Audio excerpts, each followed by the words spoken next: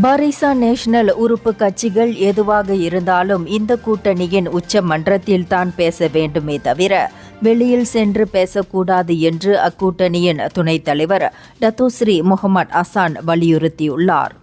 அந்த வகையில் மஇகா தலைவர்கள் பாரிசான் நேஷனல் உச்சமன்ற கூட்டத்தில் கருத்துக்களை மனதிற்குள்ளேயே வைத்துக் கொள்ளாமல் வெளிப்படையாக பேச வேண்டும், அங்கே அமைதியாக இருந்துவிட்டு வெளியில் பேசக்கூடாது என்று அவர் கேட்டுக்கொண்டுள்ளார்.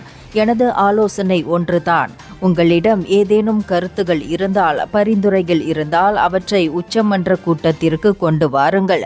வெளியே பேச வேண்டிய அவசியமில்லை. ஏனெனில் அவ்வாறு செய்தால் சில நேரங்களில் மக்கள் தவறாக புரிந்து கொள்வார்கள் என்றும் அவர் கூறியுள்ளார். மஇகா தலைவர்கள் சிலர் பாரிசானை விட்டு விலகும் நோக்கத்தை கொண்டிருப்பது போல் அறிக்கை வெளியிட்டிருப்பது குறித்து வெளியுறவு அமைச்சருமான அவர் இவ்வாறு கருத்துரைத்துள்ளார். இந்தியர்களின் இதய குரல் மக்களோசை.